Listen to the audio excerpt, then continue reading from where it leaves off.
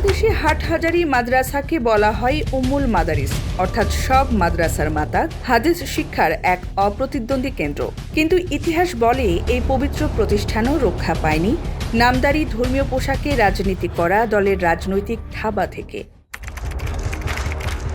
এরা আমাদের হাটহাজারী মাদ্রাসা জ্বালাইয়া ফোরাইয়া নাশ করার জন্য ৩০ বন্দুক অগারায় ১০০ বাজার হইতে হইয়া গুন্ডারা নিয়াই ছিল। সময়টা ১৯৮৫ সালের ১০ ডিসেম্বর, মঙ্গলবার রাত ৯:৩০। চট্টগ্রামের হাটহাজারীতে অবস্থিত উপমহাদেশের অন্যতম প্রাচীন দ্বীনী শিক্ষা কেন্দ্র দারুল উলুম হাটহাজারী তখন তার স্বাভাবিক শিক্ষা কার্যক্রমে নিমগ্ন। দাওরায়ে হাদিসের দরস চলছে, মুসলিম শরীফ খোলা, শত শত ছাত্র মনোযোগ দিয়ে শুনছে হাদিসের পাঠ। ঠিক সেই মুহূর্তে ট্রাকযোগে মাদ্রাসার গেটে এসে থামে জামাত শিবিরের সশস্ত্র ক্যাডারদের একটি দল, প্রায় ১০০ যুবক, জামাত ও ছাত্র শিবিরের কর্মী সমর্থক।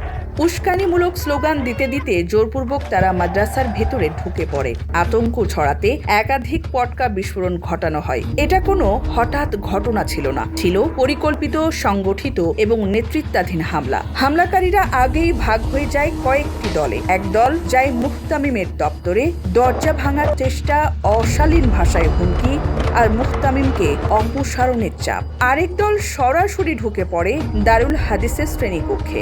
দাওরায়ে হাদিসের ছাত্রদের ওপর হামলা, কিতাবপত্র ছুঁড়ে ফেলা আর দরস ভণ্ডুলের চেষ্টা। তৃতীয় দল এগিয়ে যায় মাইক, টেলিফোন আর যোগাযোগ ব্যবস্থা দখলের উদ্দেশ্যে, যাতে বাইরে কোনো খবর না পৌঁছায়। এই ভয়াবহ মুহূর্তে দরসদানকারী বিশিষ্ট মুহাদ্দিস মুফতি আজম আহমদুল হক রহমতুল্লাহ পরিস্থিতির গভীরতা বুঝে আল্লাহর দরবারে সিজদায় লুটিয়ে পড়েন। একদিকে ছিল সন্ত্রাস, অন্যদিকে ইলম ও তাকওয়ার নিঃশব্দ দৃঢ়তা। প্রত্যক্ষদর্শীরা জানান হামলাকারীদের হাতে ছিল ছুরি, কিরিচ, লোহার রড, লাঠি, মরিচের গুঁড়া, বিস্ফোরক দ্রব্য। ভয় দেখাতে ছিল খেলনা পিস্তলও। এমনকি মাদ্রাসার কক্ষ ও গেট তালাবদ্ধ করার জন্য আনা হয়েছিল বিপুল পরিমাণ তালা।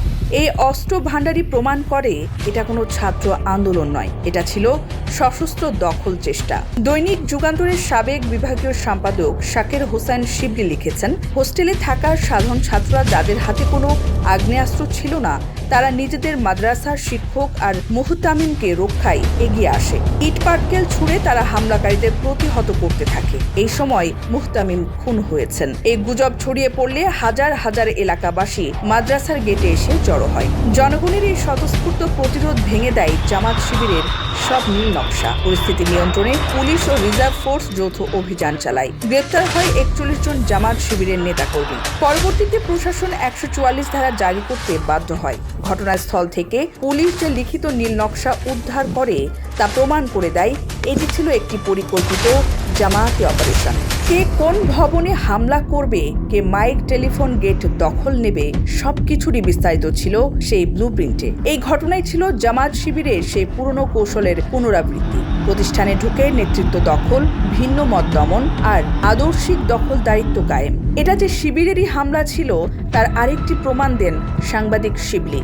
তিনি লেখেন, সেদিন হামলায় জড়িত মোস্তফা নামের একজন পরবর্তীতে শিবিরের তথাকথিত শহীদ তালিকার ১১ নম্বরে স্থান পায়। গোয়েন্দা রিপোর্ট বলছে এই হামলার মূল উদ্দেশ্য ছিল তৎকালীন মুহতামিমকে অপসারণ, দেওবন্দি ধারাকে বিলুপ্ত করা এবং হাটহাজারীতে জামাতপন্থী প্রশাসন কায়েম করা, অর্থাৎ উম্মুল মাদারিসকে জামায়াতি মতাদর্শের ঘাঁটিতে পরিণত করার অপচেষ্টা। ১৯৮৫ সালের এই হামলা একটি ব্যর্থ ষড়যন্ত্র, জামাত শিবির রাজনীতির নৈতিক ও আদর্শিক পরাজয়ের এক স্থায়ী দলিল, যা প্রমাণ করে জামাতে ইসলামী এদেশের মূলধারার ইসলাম ও ধর্মীয় শান্তির জন্য কখনোই নিরাপদ নয়।